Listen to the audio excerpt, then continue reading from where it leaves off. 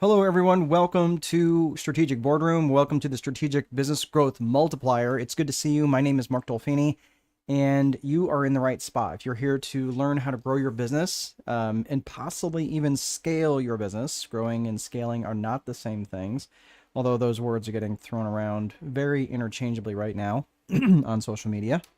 We'll talk about that here in a little bit. But for right now, I'd like to introduce myself to you, and I'd like you to introduce yourself. So I see some of them already burning up the chat lines. It is really good, the comment section rather. So we've got Natasha. Hello, Natasha. Nice to see you. Let's see. So, yep. Hello. You're saying hello. Good to see you. Ogachi. Yep. Anyone here? Yeah. Ogachi, or Getchi, you got here a little bit early. So, yeah, I appreciate you being early. And you are in New York in digital marketing. Okay, Ogechi. I grew up there, so I grew up in the Catskills.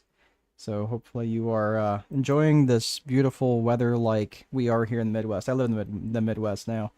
Let's see. Natasha is Castellano. Natasha Castellano in Maryland, and you are in the fitness world. Very good. All right. Well, for those of you who are coming in, we've got some other people joining us right now. It's really good to see you. I'm going to answer a couple questions right out of the gate because I get these questions very often. And if one of you wants to take the charge on this, that would be great. Because I always get people who will ask me, "Oh, is this going to be recorded, and will you get the replay?" Yes, you will. It is going to be recorded, and yes, you will be the replay, or you will get the replay if you signed up through Eventbrite. You will get the replay of this email to you. If you are on YouTube, you will not. You will just have to watch it again on YouTube. So you'll just set that aside. I know a couple people here are joining us on YouTube. It's welcome. Good to see you. Haram, good to see you. HT Service Pros, HVAC. I think I've heard of you guys. Where are you out of, Haram? I feel like I have seen that name before. So good to have you here. You are not just HVAC and plumbing, but also electrical handyman. Excellent. You're covering a lot of different things. Excellent. All right. So for those of you again who are joining me, a couple really quick things I'm going to ask you as we get into the strategic business growth multiplier. Let me go ahead and put that up so you can see that. Some of you are watching on your cell phones. So for those of you who are watching on your cell phones, I know that the slides are a little smaller. I was actually kind of interested to see how many people actually watch on their cell phones. Who here is watching this on their cell phone, and who here is watching it on a bigger screen? I'm just curious, just taking an informal poll. If you want to go ahead and put that in the comment section. You are in Atlanta. Okay, I feel like I have seen that because I have quite a few business contacts in Atlanta, so maybe it's where I've seen that. Well, very good. So for those of you who are maybe watching on cell phone or you're watching this on replay, however you're watching this, there's a couple things I just want to put in front of you right now and make sure you are learning the most that you possibly can learn during this next roughly hour and 15 minutes. It doesn't have to necessarily go that long. I always leave room for questions. So if you are watching this live, please just go ahead and start typing your questions out when you have a question. Be specific though, like recognize that I may be a minute or two later after. If you say, well, what does that mean? And I'm like, well, I'm not sure what that you meant, right? Because I might have covered a couple different topics during that period of time. So be specific in your questions, number one. And that way we all know what you're specifically asking for. We're not going back and forth.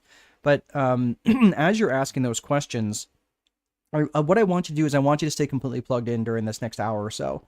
And the reason for that is because I want you to train your brains for concentration.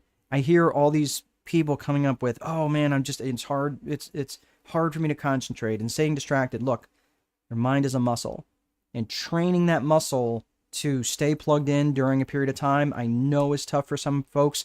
You're talking to a card-carrying ADHD, primarily inattentive and not so impulsive sort of person. I'm definitely leaning more towards inattentive type person, but I'm just saying I get it, and it can definitely be improved with a little bit of practice.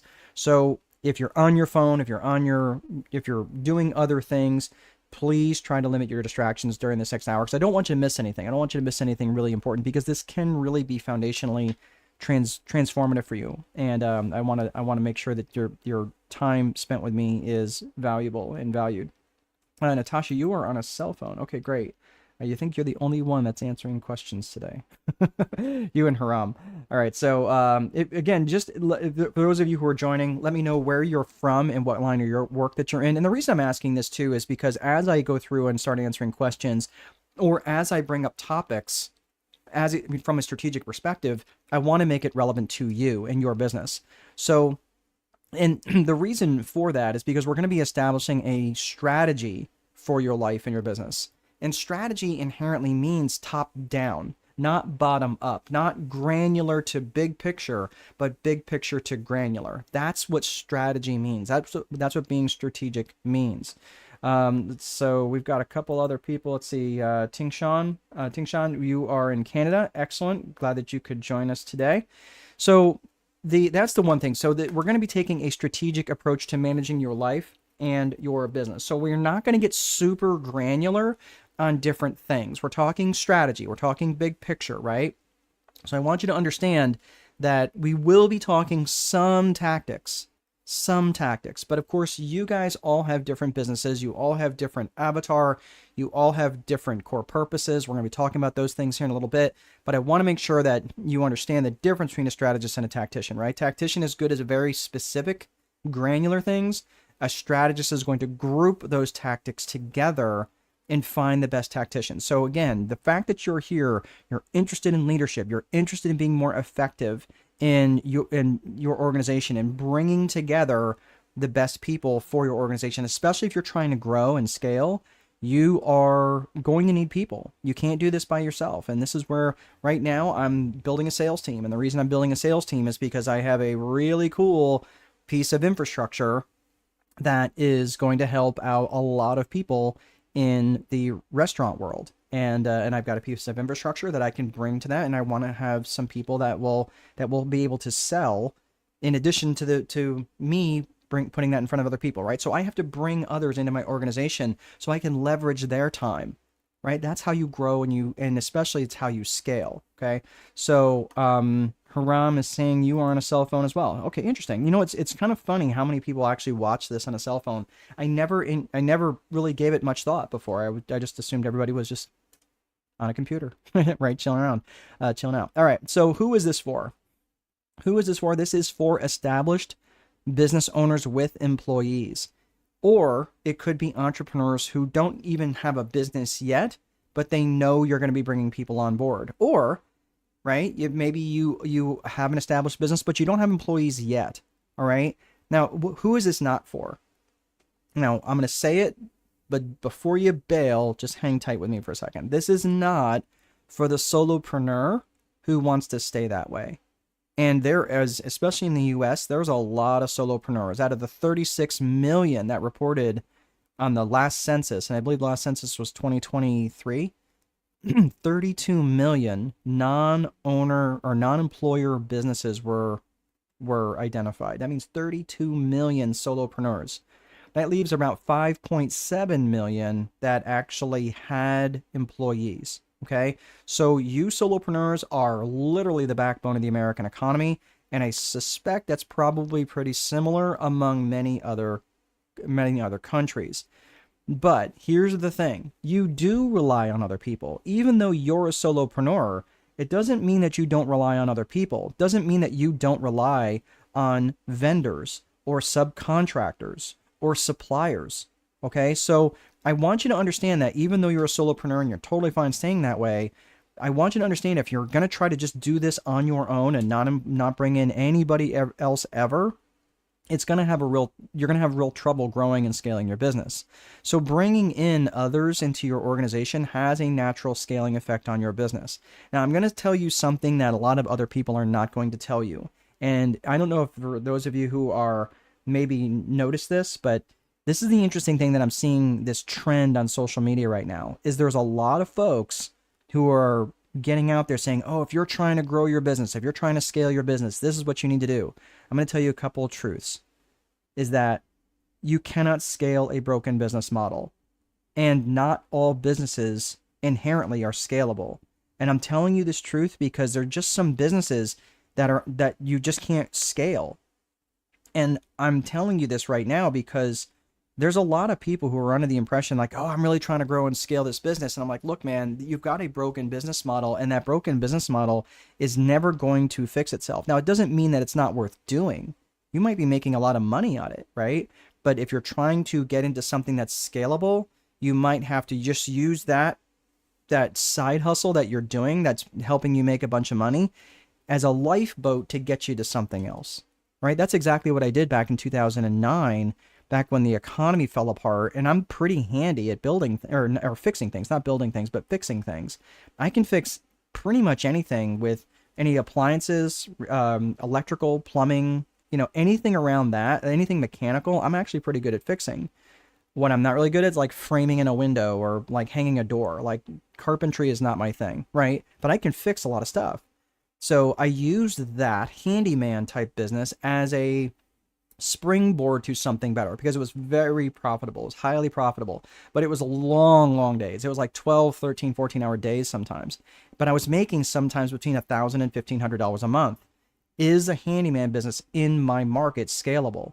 It really wasn't. I mean, anybody else I brought in, they either weren't worth really working, right? Like that I had to directly supervise them all the time, or they would just go do it themselves, right? So it was really, really difficult to scale that, and I really wasn't all that interested in scaling it in my market. So I'm just saying I used that, right? And I did that for about a course of a year, and with that money was able to go and get into other types of businesses, which I have been in many other types of businesses.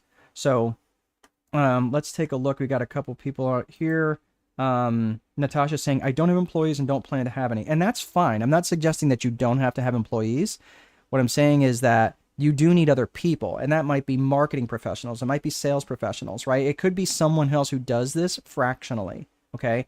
As a strategist, I don't really plan on having anybody else deliver strategy or do what I'm doing right now for me. But I do have other people that help me on the back end. And we'll talk about that when we get into the 4 core functions of business. Something else, Haram, someone else is saying, I want to scale my team as high as possible with time. Excellent, right? And this is going to be helpful for you because we're going to be talking about systems and we're going to be talking about psychology. So that's the main thing. So before we get to the agenda, what I want you to understand is there's a difference between seeking knowledge to understand and seeking knowledge to take action. So at the end of this, I know you're going to be getting a lot of information, but what I want you to know is that I want to hear at the end, right? Hey, yeah, that was great. Thanks so much. Yeah, that's fine. But I'm not here for the applause. I want to hear because I know what you're going to do differently tomorrow. What are you going to get out of bed and do tomorrow that's going to be different based on what you learned today? I hear a lot of people that'll say, yeah, I listen to podcasts all the time and I do a lot of education. I'm like, great. What podcast did you listen to 3 days ago? And what action are you taking based on that? Right? So for me, I don't want this to be like you just auditing the class. I want you to learn something that's going to be highly actionable for me or for you. So I just want to make sure that you're learning this stuff, not just for the sake of learning it, but also for the sake of taking action. Let's see. So Haram is saying, I need to find sales professionals. I am bad at consistently finding work right now. Yeah. Well, it's probably not sales professionals. That's the problem. If you're having problem with that, you probably have a lead generation problem, right? Because sales is, and I understand why you said sales. You'll understand that when we get to the 4 core functions is we're talking, I promise we're going to get there. So let's get to the agenda for right now. I've got a few people joining us. Let us know where you're from. Let us know what kind of business that you're in. And again, we're going to be covering, and again, for those of you who are just showing up, you will, if you signed up through Eventbrite, you will be getting this on replay. So let's get to the agenda. First and foremost, we're going to be talking about the systems component of your business, and then we're going to be talking about the psychology. So the systems part is probably the longest piece of this. So hang in there. It's going to take me about 15 or so minutes to get through the systems component, and then we're going to talk about the psychology component. Then we're going to be looking at the 4 core functions of business. So it have to be true in every single business. And then finally, we're going to be talking about scaling and potentially growing your business. And then finally, we're looking at resources to help you beyond today. So this business approach that I take is called the S&P approach, the systems and psychology approach to business. And first and foremost, we're going to be talking about the systems. When we talk about systems, okay, everything that I talk about systems comes out of this book. If you look over my shoulder here, that's the same book, The Time Wealthy Advantage. I published this in May of last year in 2025. and 4 guides immediately afterwards. So I published 5 books last year, and all of this stuff is what I'm going to be talking about in this, in this series here. So in this training. If you live in the domestic U.S. and you'd like a copy that I can sign for you, head over to Strategic Boardroom. You can buy it right on the main page. Just click the link, and I will sign it and send it to you. If you are overseas, your best bet is to get onto Amazon. I won't be able to sign it, but you get it on Amazon that way, and their fulfillment is just phenomenal. They will be able to get that to you. So everything that I wrote about in that book is what I'm going to be talking about in the context of the Viper framework, the Viper methodology. So the Viper method is an acronym. Let's see, we've got someone joining us. Hello, Paris, from San Antonio. Excellent. I spent a little bit of time down in San Antonio. I love it down there. I was at Randolph Air Force Base as a Marine. We were there at Marine Aerial Navigation School down there at Randolph Air Force Base. So I enjoyed it there. And I learned that in San Antonio, doesn't matter what type of restaurant you go into, they always have chips and salsa on the table. You go to Olive Garden, they will have chips and salsa on the table. I thought that was interesting. All right, so let's get into the Viper framework. The Viper framework, it's an acronym for vision, infrastructure, process, execution, and reporting. So this framework, as we talked about, is a top-down framework. And Paris says that is very true. You do. You go to even if it's not Tex-Mex, everything is Tex-Mex. You go to the Chinese buffet, they will have chips and salsa on the tables. It's just kind of funny. You don't. I'm in Indiana, so you'd get chips and salsa at a Mexican restaurant. All right, so this is again the top-down approach. So we're going to be looking at this from vision to infrastructure, and then it feeds down to process, execution, and reporting. So let's get into this. So vision is where you want to go, right? And it starts by vision. Now, vision has 2 components. Vision is broken down into personal vision and business vision. Personal vision is just basically where is it that you want to go, right? Paris, where do you want to go? Haram, where do you want to go? Natasha, where do you want to go, right? Tingshan, where do you want to go in your personal life? It doesn't have anything to do with income generation. So I want you to think of metaphorically, you wake up tomorrow with, depending on where you're at, $30 million or 30 million euros or 30 million pounds in your bank account tomorrow. What do you want your day-to-day life to look like? Now, again, depending on how old you are, you still have to be a good steward of your money. Like, even if you're older, you still have to be a good steward of your money, because you just can't go out and spend your money like Justin Bieber. Okay? So you have to have a good understanding of what you want your day-to-day life to look like, and you're still going to have to be productive. You're still going to have to be a good steward of money. So think about that. So if you wake up tomorrow, think about where do you want to go? Like, what do you want your life to look like? And this breaks down into individual relationships as well, is what do you want your personal relationship to look like with your partner, with your spouse, with your children, right? Maybe even what do you want your relationship to look like with fitness or wellness, or even your faith? Like, faith is a big deal for me. What would you want that to look like for you, if that's important to you? And the business vision is going to ask you, okay, cool, where do you want to go? The business vision is going to say, cool, how are you going to get there? Now, the reason I'm bringing this up is because there's so many folks, and I'm not going to make a big point about this, because we are going to talk about business stuff here in just a second. So give me just a few minutes of grace before you're like, this guy's a windbag, I don't really want to listen to him anymore. Okay, maybe that's still true, but just hear me on this one thing. I have sat in dozens of mastermind groups, conferences, seminars, sitting in rooms with people who are making 6 and 7 figures a month net, and were completely unfulfilled in their life. And the reason for that is they were confusing achievement for fulfillment. And guess what they were more worried about? Even though they were completely unfulfilled in their life, rather than worrying about the fulfillment question, they were actually more worried about, well, how do I get an extra comma in my bank account, right? And I'm like, well, dude, you're literally making more money than you can possibly spend, and they're miserable in their life. And the reason for that is because they created a business vision before ever creating a personal vision. And when you create a business vision before you create a personal vision, you end up creating a life that exists to serve the business. And I'm just telling you, that sucks. I've been down that road. I spent too many days and weeks and months and years and decades of my life. And you're like, decades, really? Yeah, I'm 53. And you're like, wow, you don't look anywhere near 53, right? You can tell me, that's okay. Okay. But all kidding aside, I spent way too long focusing on the business vision and had a life that existed for the business. And I was missing it all. I was missing some of the best parts of life. So I'm just telling you, if you take nothing else away from today, please take time to define your personal vision. I'm going to give you a couple of hints, a couple of little ideas, and then we're going to move on to the business stuff. Okay. So just hang in there for another 60 seconds. Your personal vision, something that you consider is about coming up with a 100th birthday speech. Like you're turning 100 years old. What would you say, right? Who would you want to be in the room? What would you say, right? And what would you want others to say to you when you're done speaking? And what's the message that you'd like them to carry outside the room when you're done speaking? Okay. So I just want you to think about that in terms of a monumental, maybe 100 years, like some of you might be in your 20s. You're like, dude, that is just way too removed from my life. I can't imagine that. Right. Okay, fine. If that's true, then say, all right, well, what's the next major milestone for you? Maybe you're getting ready to turn 40.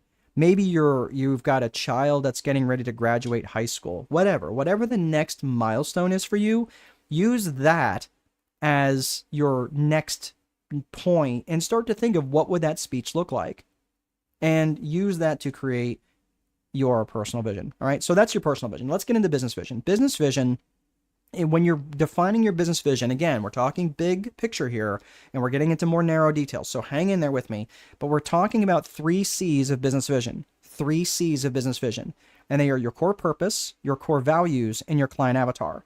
Now, here's the thing.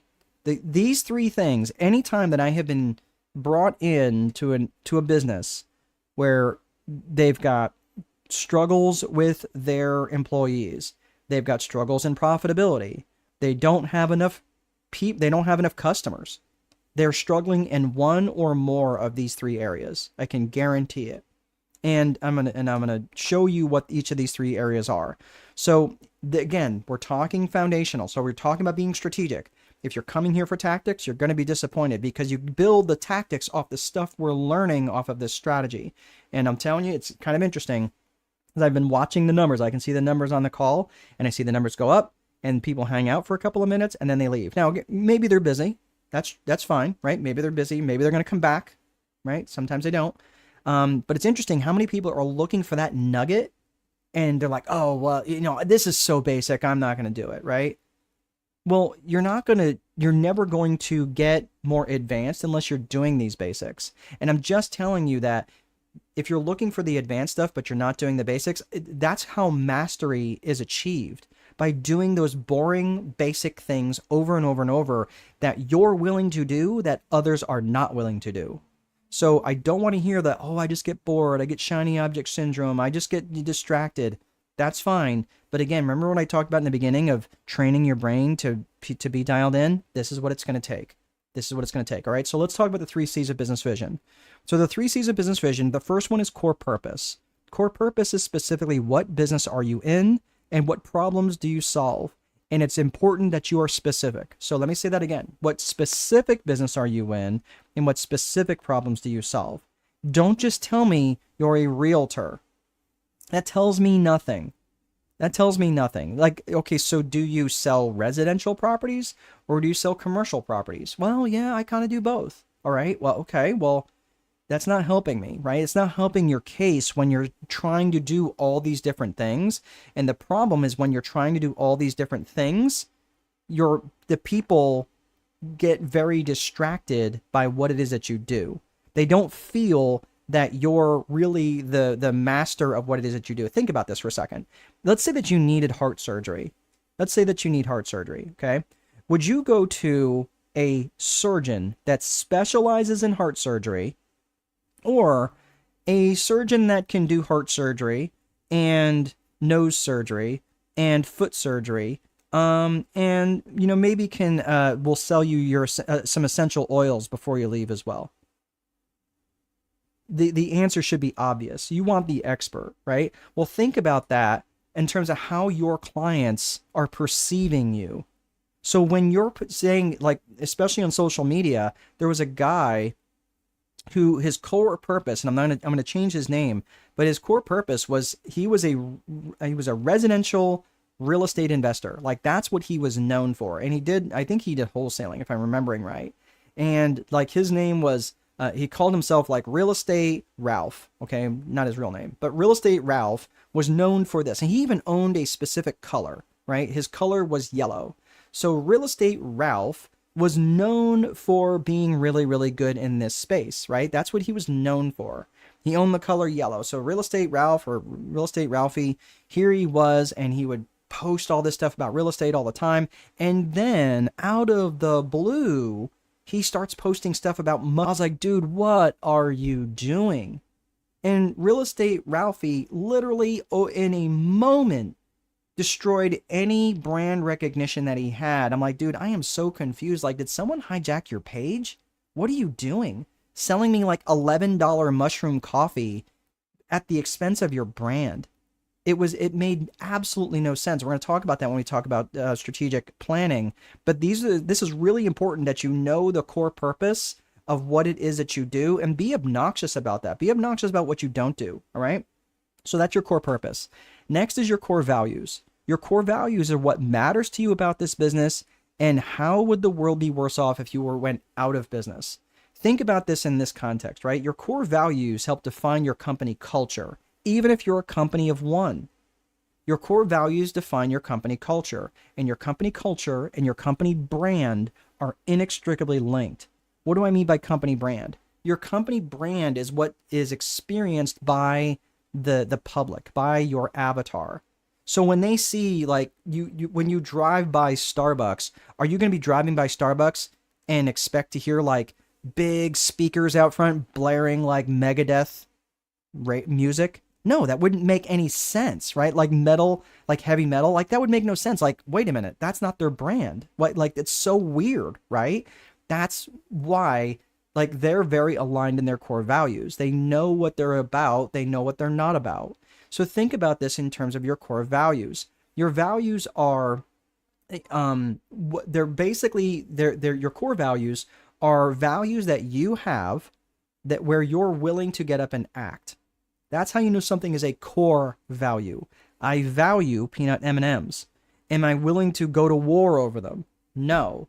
Like someone breaks in and says, give me all your peanut M&Ms. I'm like, dude, they're on the table. Take them, right? Like, I'm not going to care that much.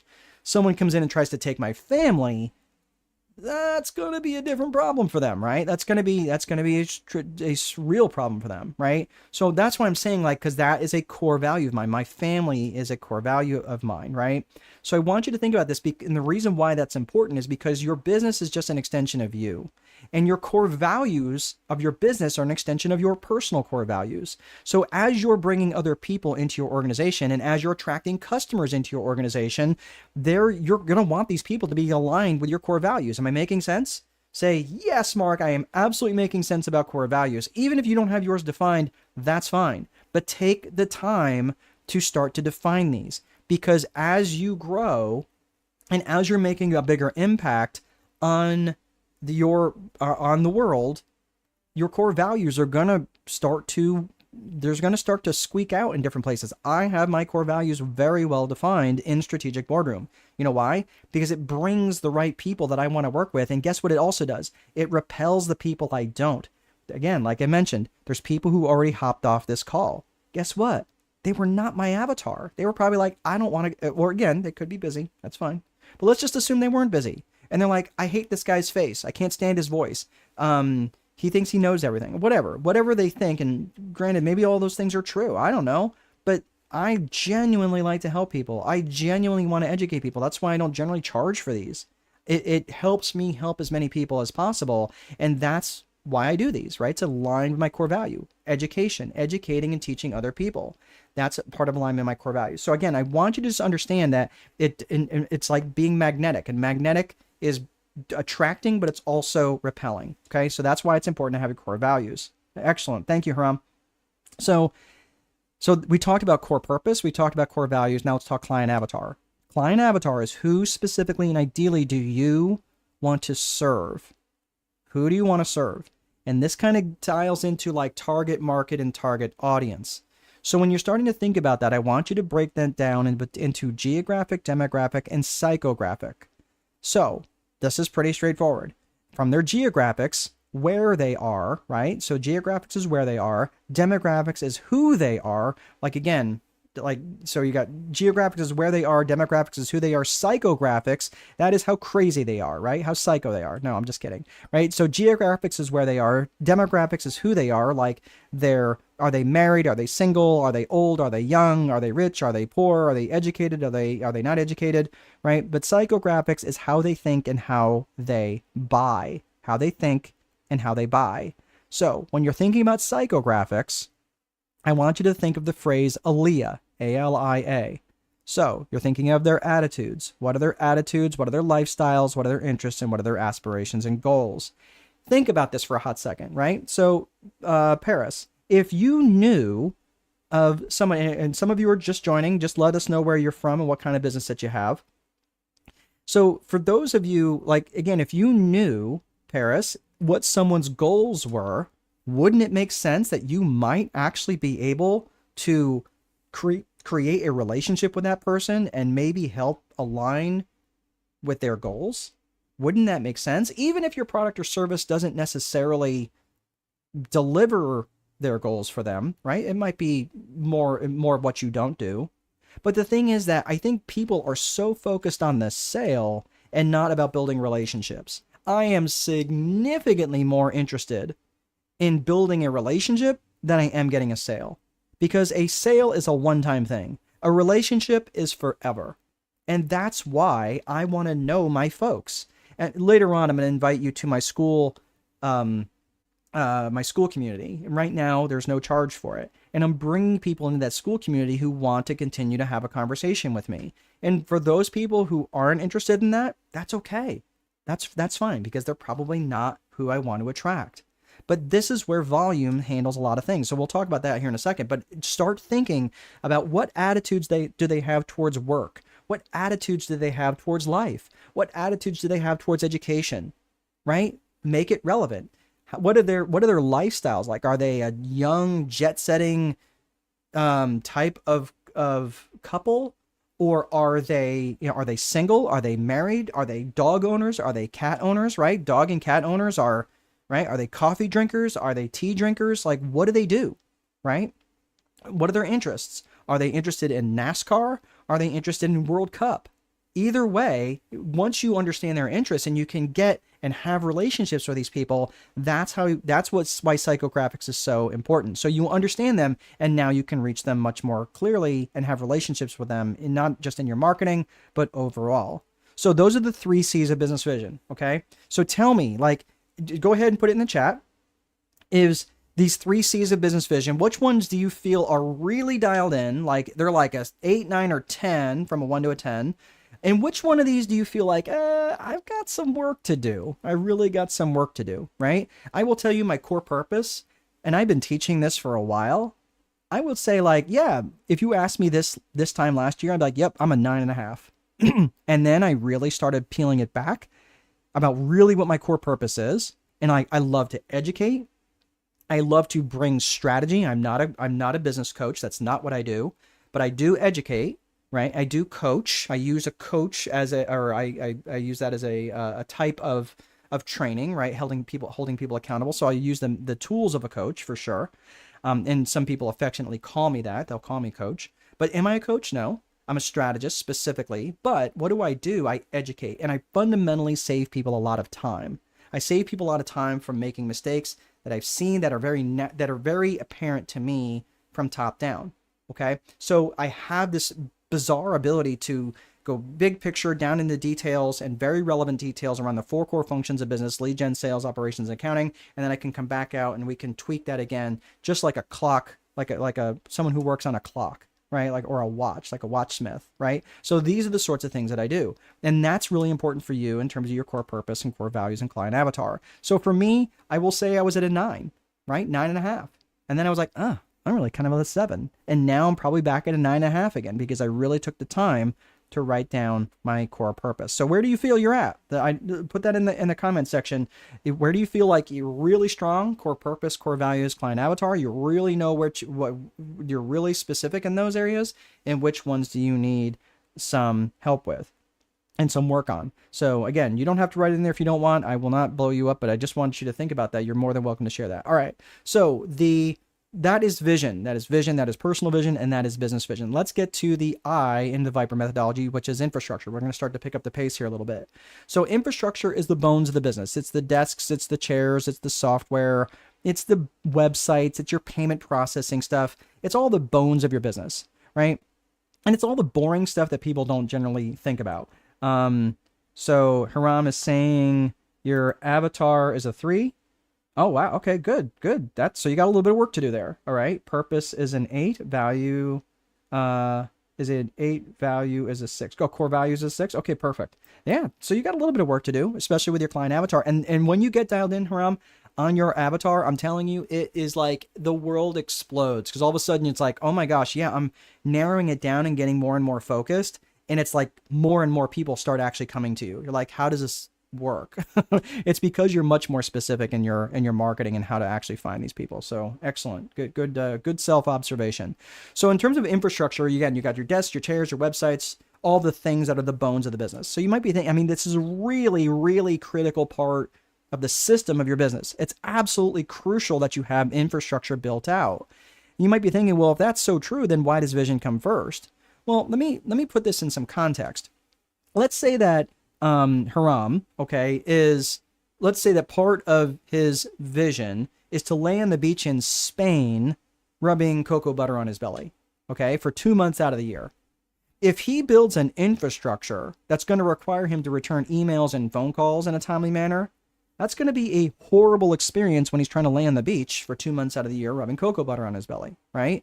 So you want to build an infrastructure that's in alignment with that vision, okay? After you build infrastructure, so we talked about vision, we talked about infrastructure, now we're going to talk about process. Process is how you do stuff, okay?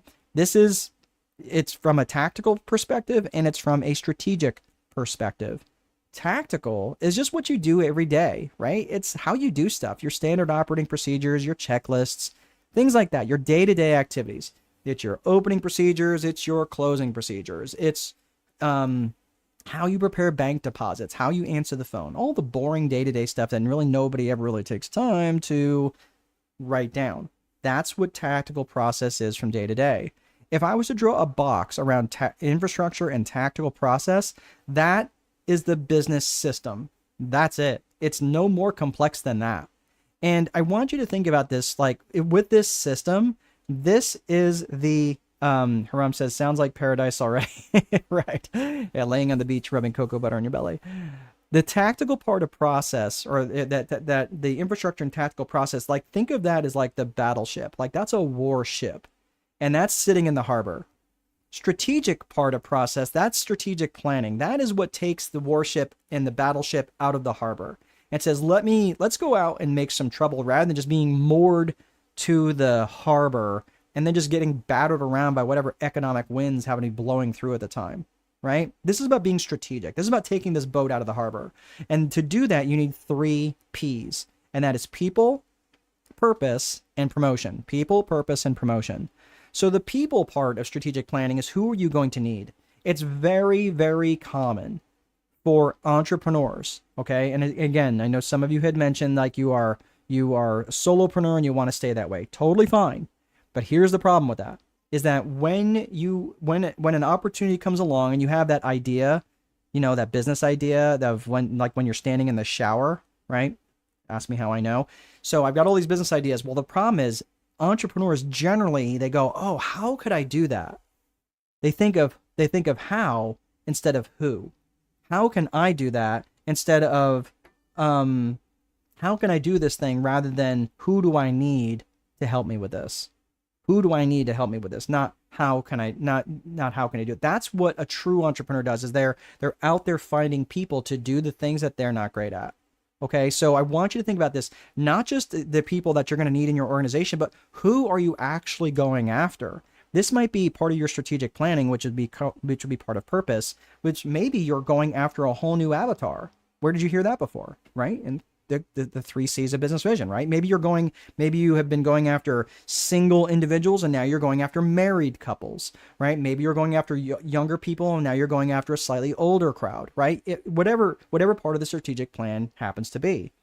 This is really, really important. So when you're starting to think of the people component of your strategic plan, you have to think about that. And especially if you are trying to scale, there's just not enough hours in the day for you to be effective and you're going to get burned out. There's just like yesterday afternoon, man, I had a call yesterday. I did, it was Business Plans 101 and I was just baked. I had nothing left in the tank. And so I actually closed my eyes for a little bit and on the other side it was actually fine, but I've got a lot on my plate right now. So I'm just saying, like, for you guys, I want you to think about the people that you need in your, not only that you're going after in your strategic plan, but also the people that you need inside your organization, right? And those could be salespeople, those could be other types of folks. So think about that, think of who, not how, right? Who do I need, not necessarily how can I do it? Then look at the purpose. What's the strategic purpose? What am I trying to do? Am I trying to increase my level of sales? Am I trying to expand my market share? Am I trying to vertically integrate into a whole new market with a whole new avatar, right? What's the purpose? And this is where you have to align your strategic purpose with your core purpose. Oh my gosh, here it comes back around again like a bad penny. That core purpose. Why is that important? Because if your strategic plan doesn't align with your core purpose, it's going to be weird, right? It would be as if Starbucks started selling chainsaws. It doesn't make any sense. Like, why is Starbucks coffee selling chainsaws? I don't know, because they can. Yeah, but it doesn't make sense, right? It gets very fragmented. And this is where you have to have a little bit of discernment and say that every opportunity that comes to you, some of them might just be truly nothing more than distractions. And that's where you have to have some discernment. So this is why really getting clear on what your core purpose is and writing that down so the core purpose of today doesn't become a different core purpose for tomorrow. Okay? And again, ask me how I know. So the last piece is promotion. Promotion is just communication. It's communication not only outside your organization, but also inside your organization. Yes, promoting it to the people, to a new avatar, or a new market, through marketing, through advertising, through networking. That's really critical. But also the promotional piece internally. Communicating that with, maybe, again, if you've got staff, you have to say the same things a lot. You have to repeat yourselves a lot. That's just the nature of the game. Don't hate it. Just, I'm telling you, that's the way it goes. So you have to promote it internally a lot. You have to have these frequent communications with your suppliers, with your vendors. Okay, these are your subcontractors. These are the sorts of conversations you have to do, and you have to do that a lot. Okay, so that is part of strategic planning. The last piece, so that is the component of process, which is tactical and strategic. So we covered vision, infrastructure, process. Now let's get to execution. Execution, this is really important. This is a quote that I really like by General Patton. A good plan violently executed now is far better than the perfect plan executed next week. And the reason why I have execution as part of this whole overall strategic planning thing is because most plans fall apart in their execution. And the reason for that, and as much as I love you, my fellow brothers and sisters in entrepreneurship, you love to have those to-do lists of 37 items, like that you're going to get all done today, right? Like, I know who you are. So, right? Like, can anybody relate to this? So if so, let me know how many items are actually on your to-do list, and I promise you I will not hold any judgment against you. Because again, this is exactly the way that I operate. And the problem is that when you have too many priorities, it has the same impact as having no priorities. So you work a little bit over here, and then you get distracted, and you work a little bit over here, and all you're doing is just wandering back and forth among 40 different priorities, never really getting any main traction. Well, this is one of the main things about having these types of priorities. I break these down into a daily 5. Now, the daily 5 are up to 5 highly specific actions that you're going to take that are going to move the needle towards your vision or your strategic plan, either one. Okay. So what does that mean? Does it mean check email No. Does it mean check voicemail? No. It's going to be 5 needle moving activities that are going to move the needle towards my whatever it is. Last year, I published 5 books. The Time Wealthy Advantage, this one here, and 4 smaller guides that went with them. And each one has its own ISBN. They are their own individual book that where you can buy books that where you can buy them all individually if you want them. Okay. My point is, I was able to do that because I was very clear about my daily actions and activities. And I also started a PhD program last year, right, for organizational psychology. I also read 42 books last year. You might be thinking, holy crap, like, how did you actually do that, right? But yeah, I had a very, very busy and productive year, but it was probably one of the best years I've had. I mean, honestly, I've had a really good string of years lately, and that's because I incorporate the daily 5. Now, for me, it's a daily 3. I really like a daily 3 because for me, 5 is almost like it's just at the very limits of what I can do every day. And if I did a daily 5 every day, day after day, I'm burned out after like 2 days. I just can't keep that pace up. So for me, a daily 3 is much more sustainable. Your mileage may vary, but I'm telling you, try not to have like a daily 9. You're like, well, I can be twice as effective. Try a daily 5 and then whittle your way down, from there and find how much more effective you can actually be. Let's see here. Paris says, I had to stop doing to-dos because it felt like failure when they didn't get done. So I completely agree. Yes, Paris, you are a perfect test subject for the daily 5. Okay, try this out because you're right. When you had that same to-do list, you're just like, well, I got the same one from yesterday. I may as well just look at that. Why even bother looking at it? Okay, that's 100% right. Now, it doesn't necessarily mean that you're not going to have necessary things that are important, right, on your to-do list, but the things that are actually needle moving, and they don't need to be the same things every single day, but they should move the needle toward your strategic, your core purpose, right, your business vision. They should move you toward your business vision or your strategic plan. One of the two. It's really all that simple. Okay, so really, really good. So Haram is saying 30. Oh, is that on your list? 30 things to do, right? I haven't finished one book in 8 years. Yeah, I get it, and that is because I'm really intentional about that. One quick thing, I'm going to do this. I'm going to take just a 30-second detour here. But one of the reasons why I hear a lot of people say, "Oh man, I can't read. I just get to the end of a paragraph and I don't even know what I read. My mind wanders too much."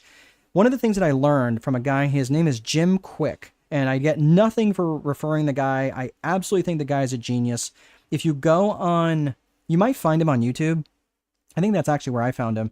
He goes through a whole thing on speed reading. And the problem that he recognizes is that our brains, especially for those of us who are ADHD prone, and we have this beautiful brain and it moves, unfortunately, too fast for the way that we have to read. Or for our ability to read. He talks about upgrading your reading. So when I first was reading, I didn't recognize how slow I read. And because I read so slow, my mind would be allowed to wander. It's like driving down the interstate at 100 miles an hour. You're not messing with the radio. You're not messing with your phone. You're not messing with anything else. You drive through a subdivision at 5 miles an hour. You're looking at everything else, right? The problem is we don't know how to read. We have to train our eyes, train our brains to read faster. And that's what speed reading has done for me. So what I'm saying is take his course. It's literally the best $200 you will ever spend ever on yourself. And it's a 21-day course. It took me maybe a month and a half to go through the whole thing, like truly start to finish. My reading went from 125 words per minute, which was abysmally slow. Oh my gosh, I barely want to admit that, to 540, and sometimes over 600. So I'm just telling you, so that's words per minute rather. So it's 130 words per minute to over 600 words per minute at times. So I'm just telling you, best money I ever spent. So really, really like that guy. His name is Jim Quick, Kwik. And you can find him pretty much anywhere. So again, I get nothing for referring him. I think he's a great dude though. Really, really smart. Okay. So that is the execution piece. Let's get to reporting. Reporting is just letting you know how you did, right? And it tracks 2 things. It tracks your lead metrics and it tracks your lag metrics. Your lead metrics are based on your actions and activities. Your lag metrics are the results of those actions and activities. So again, what do you, out of these two things, what do you have the most control over? What do you think? You don't really have, I don't have any control of how many people log on to this session. I also don't have any control over how many people stay on this session. I do have control over how interesting I make it. I do have control over engaging with you guys and my actions and activities, right? So I have direct control over my lead metrics. I have indirect control over my lag metrics. So I want to make sure that you guys are measuring both lead and lag metrics. Don't just say, well, I'm going to get this number of sales. You don't have any control over how many sales you get. You only have control over how many actions and activities you take that could lead up to the sale, right? Well, how much marketing did you put out there? How many people did you follow up with that were previous customers or previously interested? And again, most of you, I'm just telling you, I'm not trying to be mean here, but most salespeople are horrific at following up with people. Like horrific with an H, not good. Okay, so I'm just saying, like, you have to track both lead and lag metrics. So that's the systems component. Now let's get into the psychology component, right? This is lessons on leadership. So systems are really important, but the systems are only going to get you so far. Systems are important because they bring stability and consistency and accountability, which is certainly important. Systems are limited, is that they can't make subjective decisions. They are not great at adapting to market conditions, especially rapid market changes. Coming up with creative solutions is not really the purpose of a system, and establishing and maintaining human connections, it's not what systems do, right? You know, AI can replicate that, but at the end of the day, it's really truly about maintaining the human connection. So again, when we're talking about the business approach here, we talk systems. Now let's talk psychology. When you're looking at psychology, there's both an individual and personal psychology, and then you've got a business and organizational psychology, okay? Sorry, there we go. So when you're looking at your personal self, your personal psychology, you're looking at things like self-worth, self-management, and even things like limiting beliefs. This is your individual personal psychology that you bring to the table, right? It's all of our individual brands of crazy, okay? So we all have our wonderful brands that we bring to the table. That's personal psychology. Business and organizational psychology looks at things from an external and an internal perspective. Let me break those two things down. From an external perspective, you're looking at you got external and internal, right? From business psychology. External, you look at things like buying psychology and vendor psychology, which is even around negotiations and even dealing with actual politics. And trust and know, as sure as God made little green apples, the bigger you get and the more profits you make, you are going to be attracting more political attention. It's just the way it is. So don't feel like, oh, I don't do politics. Politics might do you, right? Even if you don't want to do it. When it comes to internal business psychology, there's things along the lines of management and leadership, and they are not the same things. Management is about differences. Leadership is about unity and unification behind a common message. And creating that vision, whereas management is about getting things done. So you have to understand that, are they related? Sure. Are they the same? Absolutely not, but they are related. So this is what I want to talk about specifically with leadership, because leadership is so incredibly important. And this is where I look at leadership. And again, as I go through my organizational psychology classes, I'm noticing how much leadership plays a role. And I look at things through 3 pillars: trust, vision, and communication. I'm not going to spend a ton of time on this, but from a perspective, like, you have to have their trust. If people don't trust you, I don't care how clear your vision is and how good of a communicator that you are and how good of an orator you are and how well you can type up compelling emails. If people don't trust you, they will not follow you. If they don't trust your character and if they don't feel that you're competent, they will not follow you. The fastest way to build trust is by demonstrating competence, by showing people and demonstrating that you know what you know, that you know what you're doing. That's the fastest way to build trust, is by demonstrating competence. The fastest way to destroy trust is to demonstrate a lack of character. Let people think that you're dishonest. Let people think that that what you say and what you do are 2 different things. Let people think that you're just kind of a creep, right? Like, I came on here and started, like, I have an amazing bride and we have an amazing relationship. But if I got on here and started talking about like a girlfriend that I had on the side, you'd be like, dude, what? Like, that's not, dude, you're kind of creepy, right? Again, because it erodes character. So it doesn't even matter what I know and how amazing I am on any other side. If you start eroding your character, you're going to lose your trust, right? You're going to lose people's trust, and you may not even know why they don't trust you. So trust is absolutely critical, but so is vision. Having a shared vision about being an effective leader also requires them to bring them in and along to a shared vision. A shared vision is so important. Think about this. People are much more likely, like Haram, Paris, right? Like people are much more likely to carry a ball that they helped inflate, right? Tingshan, like, right, Natasha? Like if I have brought you along and asked for your opinion on things, if I said, hey, look, this is a problem that we have, I could really use your help in solving it. And even if we don't take your solution, but just the fact that I got your input would really matter to your people. And it makes you a far more effective leader. So again, people may trust you, and you might, again, be a really good communicator, but if you don't have a vision, they're going to be like, what are we doing here anyway? Like, what's the whole point of doing this at all? And especially younger generation, millennials, they really want to feel like they've got a purpose in what they're doing far beyond just making money. The last piece is communication. And again, people might trust you. You might have a really clear vision of where you're going, and they may truly even want to get there. But if you're a bad communicator, right? You don't communicate well, you text in all caps, right? Like or you're shouting at them, or you don't communicate enough, or more, or frequently enough. People are you're not going to be as effective as a leader as you could be.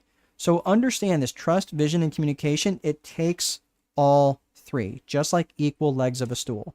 So you might be thinking, man, this is all great and all, but does leadership really matter that much? Look, right now I'm writing my next book, my 9th book called Leader Boss. And it's about the interplay between caring and candor. And some of you might be like really caring individuals, which is great. The problem, the fact that you're too caring though, is that people walk all over you. Okay, so tell me, are you that kind of person where you're like so caring that people tend to walk all over you? I was that kind of person. Right? The problem was because I didn't bring enough candor. I didn't bring enough honesty. I didn't bring enough integrity to the relationship as a leader, which means I need to tell you if you're if you're not performing well, I need to tell you. And I'm doing that not because I care about you. It's not because I'm trying to avoid conflict, but I need to tell you the truth. Now, the problem is people who have too much candor, people will not do anything. They're just going to treat you like a tyrant. And they're like, dude, I'm just here to get my paycheck. Don't ask me any questions. Don't ask me to work 1 minute longer than after 5 o'clock. They don't give you any discretionary effort. That's not my job, right? That's what you're going to hear when you have too much candor. So to be an effective leader, you have to have an equal mix of caring and candor. And that's what it takes to be an effective leader boss. So that's what the premise of my next book is going to be. So Haram says, my communication needs work. Yeah, and I'll tell you, man, it's not easy. I had to work. I really had to work. I think naturally I was a good communicator, but I really wasn't great at following up. So as a result, they didn't trust me. They didn't trust that what I was saying and that they would get the support that they needed. So again, that comes to consistency. There's levels of trust beyond the scope of today, but there's different levels of trust, which is around competence and character, but also consistency, commitment, caring, right? There's other areas of trust that really are important. And if I don't bring all those areas of trust, people won't trust me and I wouldn't know why. So communication, Paris is saying, is there such a thing as over communicating? I actually think there is. And I know people say like, well, no, you can never over communicate. I do think there is time where communication does need to stop because they don't need to know that, right? Where over communicating in my mind is either oversharing or telling them details that are not relevant to them. Okay. So I think there is an area of discernment that you need to have as a leader, that there's just certain things that you shouldn't be sharing, because there's some things that might be trade secrets. There might be other things that are relevant. And again, even like Google, which is literally the most transparent company, I mean, probably in the history of modern companies, they're very transparent with their people. They have a very flat, leadership model, and they will even admit that they are as transparent with their employees as they can be, right? So they don't share every detail, right? But they do share as many relevant details that are relevant to as many players as possible within the organization. Okay, so I do believe that you can over communicate things, and especially when it's time to like when you're saying too much, sometimes it's just time to stop talking and move on. Okay, so really, really good question. I like that. Thank you, Paris. So when we're talking about level 5 leaders are so John Maxwell, who's written a gazillion books on leadership, they do start to get a little repetitive. So I feel like I'm like John Maxwell'd out for the moment, but his stuff is good. But he talks about a level 5 leader as a pinnacle leader. Like this is the type of leader that's generating and creating other leaders, which I think is great. It's a good premise. Jim Collins, who wrote not quite as many as John Maxwell, but he wrote Good to Great, Great by Choice, Built to Last. So he wrote a lot of books around publicly traded companies that also had really good leadership, and they had these massive growth spikes that did really, really well over long periods of time. And so he described them as a leader that put the organization first. And when you had these high level leaders that were not like all about them, but all about the company, these companies were significantly more profitable. They grew much faster. They had a very strong company culture. And you want to guess why? Yeah, because they had defined core values, right? And that was all around really good leadership. So here's just a couple examples. Amgen, Intel, Microsoft, Southwest, you can see how fast their growth was over the course of 30 years. Like, look at Southwest Airlines, 63 times the market. Are you kidding me? So if you put $1,000 into Southwest versus $1,000 in the overall stock market, like as an index, you would have had a 63 time more return in Southwest Airlines than in the market. Are you kidding me? Like 63 times, not 63%, 63 times. Okay, that's crazy numbers. And the interesting thing about this is the 100 best places to work lists when they get published are frequently, they have the highest stock returns. And those are companies like Hilton Hotels, Marriott Hotels, Google, Southwest Airlines, right? These are really, really popular companies. Starbucks, these are really good companies that have really, really good leadership. So leadership does make a huge difference. And because growth requires change, leadership is what manages that change. So again, I hear this all the time, man, how do I get my people to care as much as I do? Or I feel like you should be much further along in your business. Chances are you probably have to work on your leadership skills. Okay, so we're going to put the fries in the bag on that one. But one last point I want to make is, look, the speed of the leader is the speed of the team. And the team cannot go faster than you as the leader. So if you're not progressing as quickly as you want to be progressing, chances are it's you. Okay, I don't mean to be weird about it, but it probably is you, especially if your people are not progressing as fast as you would hope them to be, right? So really, really important. So that is both the systems and the psychology. So the next piece here in the agenda is the 4 core functions of business. This is very true in every business. So the 4 core functions are around lead generation, sales, operations, and accounting. Lead gen, sales, operations, and accounting. And your customer's journey through your company happens in that order. First, they experience your lead generation, then they experience the sales, and keep in mind that they are already forming an opinion of what their customer experience is like even before they've considered fulfillment, even before they've gotten into the operational function. So you've got to consider this of all 4 of these functions and how these things interact with one another. This is called basically general systems theory in psychology, right? It's how the systems interact with one another, not just pulling one thing apart and looking at that, right? So earlier on, I think it was you, Haram, that was talking about I really need the help with sales.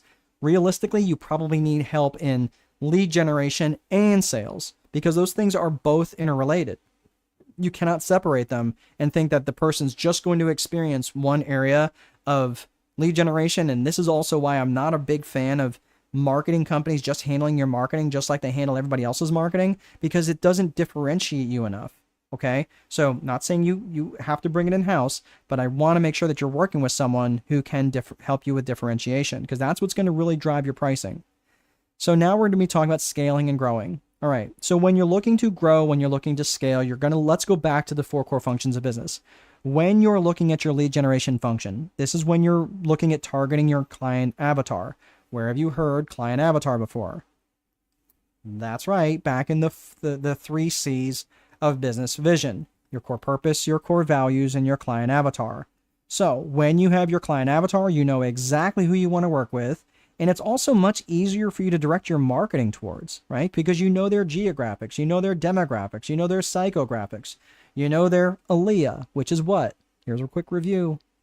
Their attitudes, their lifestyles, their interests, and their aspirations and goals. You know those things about them, so you can have a relationship with them. You can have conversations with them about that.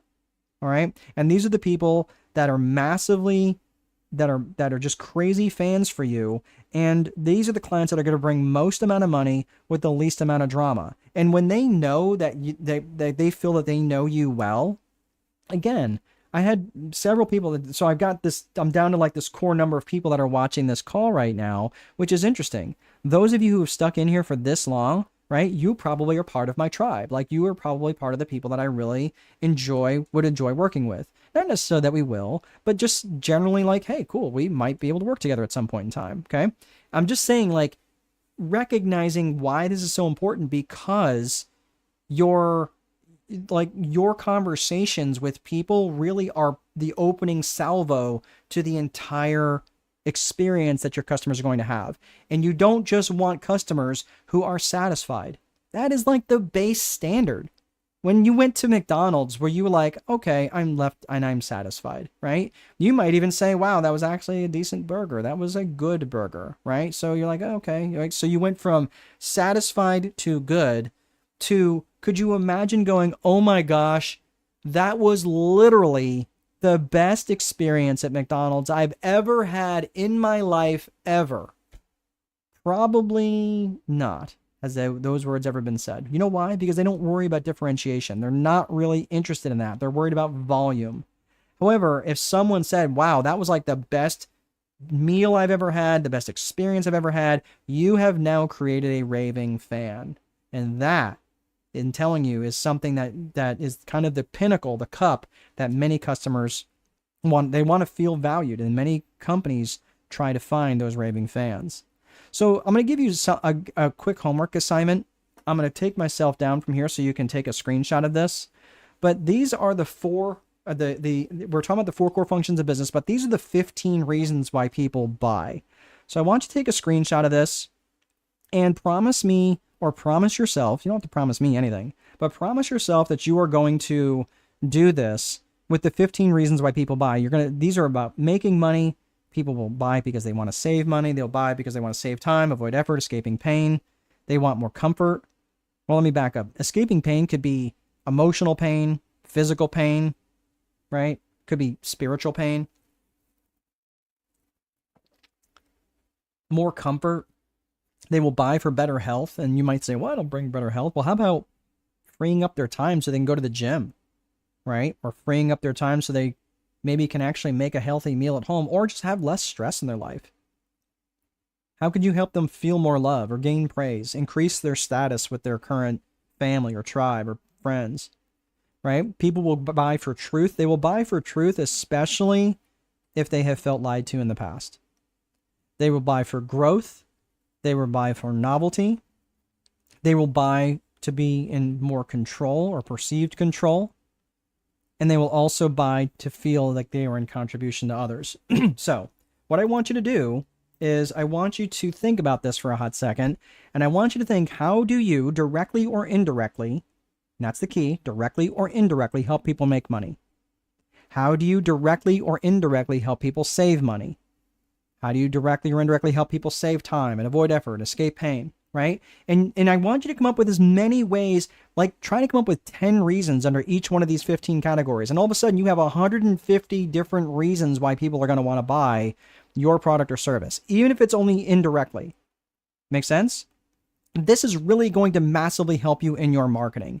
This is really going to help you when you're reaching out to people, and not just in your marketing, but also in your sales process. So when you have to kind of think on the fly a little bit, you've already thought these things through. Making sense, right? one of the main things that I do as a strategist is I save people lots of time because I read and research so often. Well, guess what? I know you don't have the time to read and research like I do. And you don't really have the interest in reading and research like I do. You rely on guys like me, guys and gals like me, to bring you the information that's been distilled down so it's usable for you. That's exactly what I do as a strategist. I look at your skills, your knowledge, your skills and ability. I may add some more knowledge, give you some more skills, add to your abilities, and look at this war planning table and go, okay, right? Now let's come up with a strategy based on what we have. That's what I do. That's what I do for companies. That's what I do for solopreneurs. Okay. So this is going to help you get really clear in all the different ways that you can help your different customers. Okay. So that is probably your best piece of homework that you can do for yourself. So when it comes to your lead generation function, everything needs to support your lead generation function, because the truth is you can have the best, most efficient business. You could be an absolute paragon of virtue. Your sales techniques so dialed in, you could sell ice to Eskimos and voting booths to Castro, and you can still starve. The truth is you can never, ever, ever take your foot off the gas when it comes to lead generation. So if you're looking to grow your business and you're looking to grow it quickly, if you're looking at lead generation activities, it's probably going to need to occupy 60 to 70% of your daily activity, right? Or if you've got a salesperson, or lead generation person, that needs to be entirely their activity. Like they are drumming up leads and they are calling old ones. And if someone has spent more than a few dollars with you, you need to be on the phone with them, sending them, and not just, hey, will you buy my stuff, but leading with value, saying, hey, I understand you're a World Cup fan. Hey, did you know that the World Cup is coming to New Jersey or whatever, right? Like keep the conversation open with them. Keep the relationship open with them, right? And bring them value. Again, what I would say is 4 to 1. 4 pieces of value. Hey, have you heard about the new shingle that's coming out? Right? And you might go, why would I care about that? Well, if you're ever looking to replace a shingle, this might be relevant to you, right? Don't always make it relevant to your business though, but make it relevant to them. That's why it's important to have a relationship with your people and have a good CRM, part of your infrastructure, right? Have a good customer resource management tool so you can keep track of all their different nuances about what they like and what they don't like. And don't call them Mr. Call them Joe, right? Just people like that, right? Things like that. So the lead generation piece leads directly into the sales function, and it just continues the conversation already started by the lead generation function. And it understands that effective selling is not about holding people's it's not about holding people's heads underwater until they say yes. It's about finding solutions. It's about bringing them along for the ride and saying, cool, tell me what kind of issues that you're having, and I'll see if we're a fit. That's it. I'm not gonna hold your head underwater. You can make your own decision. Just understand that, this is the way it is. And people get so turned off by all the salesy stuff, like just beating people, like just punching them in the mouth with birthday cake. Like, come on, man. Like, you don't have to be that way.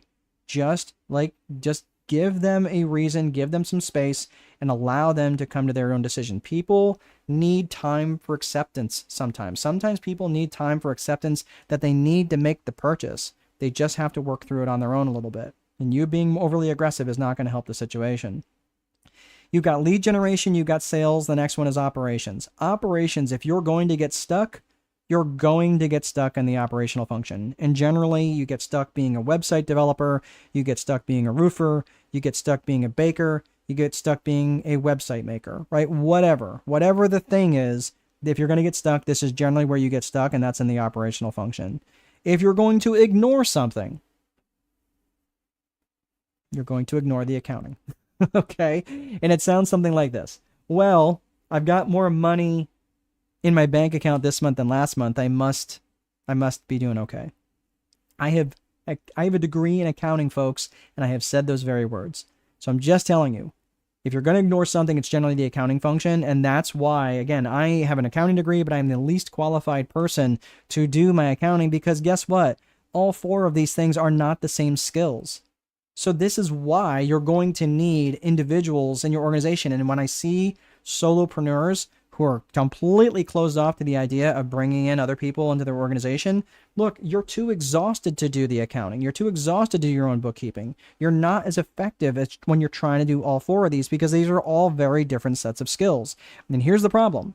I get a lot of entrepreneurs who come to me who are really smart and they have a really good work ethic. The problem with that is that they're really smart and they have a really good work ethic. And they think that any problem that shows up is their problem to solve. And that becomes a real problem. So just because you're smart doesn't mean it's your job to do it. You have to start thinking of, who do I need to bring into the organization that can do this for me? Even if you don't, like, okay, I don't have the budget for it now, but work towards that. Work towards handing that stuff off to other people. Okay.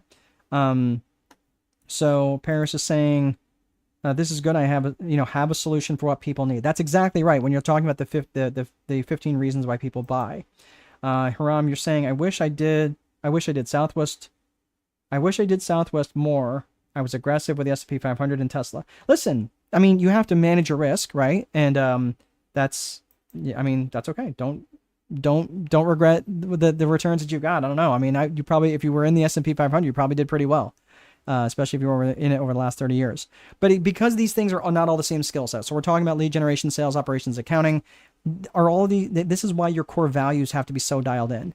Because you can interview better, you can hire better, you can coach and counsel other people better when the core values are the rules of engagement that everyone in your organization knows by. And termination is much easier. If it's just not a good fit in your core values, look, you can let them go and it's okay. It sets the tone for meetings. It defines the company culture, and it unbelievably raises your personal level of commitment, right? So remember, you're not the only one making decisions in your organization, and trust and know that if your core values are not defined, they will be defined, but generally they're defined by the strongest personality that's in the room. And if that's not always you, that's a problem. So consider really taking the time to define and write down and lead with your core values, as every single time you have a meeting, bring up one of your core values and discuss it for a few minutes. Okay. So one last piece, and we're going to be wrapping up here, is growing by addition versus growing by multiplication. If you want to grow by addition, listen, you can bring on new clients and you can bring on more gadgets and tricks and things like that, and more apps that are going to help you be more efficient. But if you really want to, that's growing by addition. But if you really want to grow by multiplication, you have to bring other people into your organization. And that's why you need to be an effective leader. So if you want to grow, and especially if you want to scale, you have to have the right systems in place. You have to have great leadership and great individual and organizational psychology. Your lead generation function has to be 60 to 70% of your actions and activities overall in your organization, because if you're not doing the lead generation function well, you're just going to struggle. Most businesses do not do this well. And finally, hire and develop leaders, and bring and develop these people inside your organization at high levels. So the last piece here is just some resources that I have and setting you up for success beyond today. Now, again, in the beginning, I asked you to seek knowledge to understand versus seeking knowledge to take action. I'm not going to make you write it in the comments section, but you're welcome to share it if you like. But what are you going to do differently? What things are you specifically going to take action on? That's great. You might say, yeah, this was great. Thanks so much. Great. But how is it going to be different for you tomorrow? That's what I'm more interested in. Thank you for the accolades and all that stuff, but I'm beyond that at this point, because I'm not doing it for that. I'm doing it because I want to make sure that your life gets changed. Okay. If you are interested, hang on one hot second. So I got a question here. Oh, hold on a second. So I'm going to share with you the school community, but someone's got a question first. Haram is asking, what about AI versus employees? I use AI for a lot of things that I can't do. Look, AI has got its place. And trust and know, like, I have an AI solution that I offer different restaurants for being able to take orders directly through a portal in Meta, right? So, like, I use AI personally, and that's okay. There's nothing wrong with the agents to do some repetitive type work. Where I draw the line is when people will pretend that is a real human being, and they give them real names, And listen, I don't like that. I don't like feeling duped. I was on a call one time, and I'm telling you, at the end of it, I was 50-50 if the person that I was talking to was actually a human or an AI generation. I still don't know. And because of that, I will never contact them again because I just don't know. The problem was it was a delay. The delay that like it was like I would talk and then there would be this like awkward like 3 to 4 second delay that would happen, and I'm like, what is going on here? It just didn't make any sense. And they wouldn't come on camera, so it makes me realize, I mean, I'm almost certain it was AI. But the thing was, like, don't pee on my head and call it rain. I don't like feeling, and no one likes to feel like they've been like duped. So if you're using it as a automation tool, absolutely. But just make sure that you're using it appropriately and you're not misrepresenting yourself with it. Okay. Haram is saying, I'm going to focus more on the avatar. I think that would be a really good place for you to start. Most people need to do work on the 3 C's. Okay. So that is that. So let me go. I'm going to go ahead and put this up. I know you've got a big, long question, Paris. Let me go ahead and put this up first. And then I'm going to put the link for my school community. It does not cost anything right now. So if you are interested, you can join me there and you can reach out, ask questions. There's no cost to it right now. There are costs if you're wanting access to the courses that I'm going to be putting in there. There's going to be the classroom. There's going to be the boardroom. I'm going to have other things, which are going to be the den and the war room. Like there's going to be other things that are going to be in there that may interest you. So, but right now for being in the community, that is everything that, if you want to join that. So I'm just going to put that up there. The link is there. Let me go ahead and answer Paris's question. It's a long one. Okay. So I have a question, but first I want to give some context if I am allowed. So currently I am unemployed, was let go last Thanksgiving, and now I am working on my MUA certification, makeup artist. Okay. Very good. I have to pretend I knew what that meant. Been in school almost 2 years, and I will be certified this summer. I have no knowledge in sales, but I understand social media. Can I use that to grow my business alone, or do I need to take a more aggressive approach alongside social media? I'm trying to become my own boss, but I want to be wise. Okay, so this is a really, really good question, Paris, and I'm really glad that you brought this up. So one of the things that I like to do, and when I'm looking, when I see people try to get into doing their own lead generation, yes, you can do this on social media. It's a slog though. Like I'm just telling you, like if you're going to do this, you're going to be posting and doing a lot. And people are like, "Oh, I post every day." Like, okay, that's fine, but you probably need to be doing like 15 a day. And there's certain platforms that have no problem with you doing it. Like Instagram has no problem with you posting as many times as you want. I don't think that I know TikTok kind of limits certain things and whatever, and those algorithms always change. But like for me, one of the things that I do is I do a webinar every day. I do this every day. And so that means on average, I'm doing 1 webinar per day, sometimes 7 per week. So, and that's roughly for an hour and a half at a time.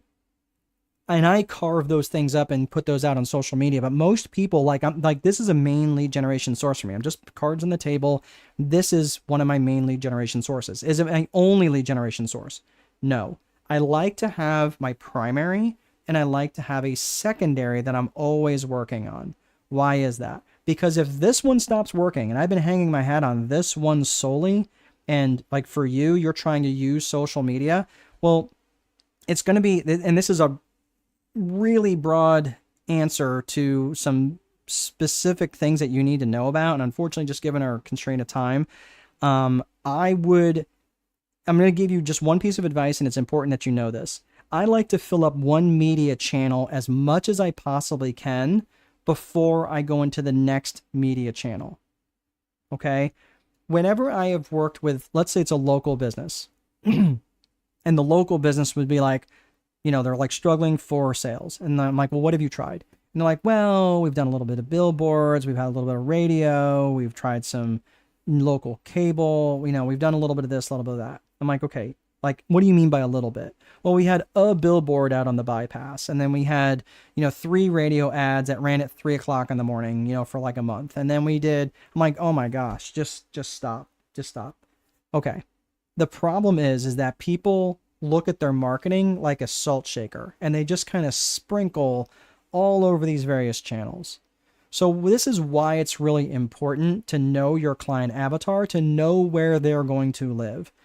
Chances are, if you have a very specific brand and you have a visual brand, like you being a makeup artist, like that's going to be important. So Instagram is probably, important. And those social media, like Pinterest and those which are very visual brands, those are probably going to be more like where you're more likely to find your avatar. Okay. But just know, like, how are you going to differentiate yourself? Because differentiation is a problem, because there's a lot of other people out there who are not going to have any training in makeup artistry and call themselves makeup artists. Think of 2020 when everybody became a coach, right? That's why I started distancing myself, even though it like says coaching on my wall. I started distancing myself from coaches and started calling myself a strategist, because that's really what I do anyway. Right? I don't really want people to call me a coach. I want people to call me and refer to me as a strategist, because that's what I do, right? I'm an educator. I educate, I inform. And then once they've been informed, they kind of tell me where they're at and where they want to go. I'm like, cool. Now we can draw a strategy. Now that I know what you know, and I know what tools you have in your toolbox, now I can create strategy for you. Like, it's going to be really important for you to differentiate yourself in terms of how you're different from every other person that's doing the same thing out there that has lots of other followers and stuff like that. Okay. So fill up one channel at a time before you spill into the next channel, but always have a secondary channel that you're working on. So 85% of your effort into one or two, like basically media channels, and not necessarily, and then maybe another approach over here, which might be wedding venues, or another thing over here, which might be, local plays and stuff like that, right? So you always want to have a secondary one, and don't just rely on one primary one, because if that primary one goes away, and you have nothing else to fall back on, you're dead in the water until you start figuring out another way of generating leads. So I know it was kind of a wonky answer. I hope you got some value out of that one, but that's what I'm looking for. So, I understand. Very helpful. Thank you so much. Okay. Yep. So again, if you'd like to continue the conversation in school, bring it up in the room. Happy to have conversation with you via message. But that is all that I have, everybody. Thank you so much for sticking around. And if you are interested, like I said, head over to the Strategic Boardroom on school. And otherwise, I will see you guys in the boardroom. Have a great rest of your day.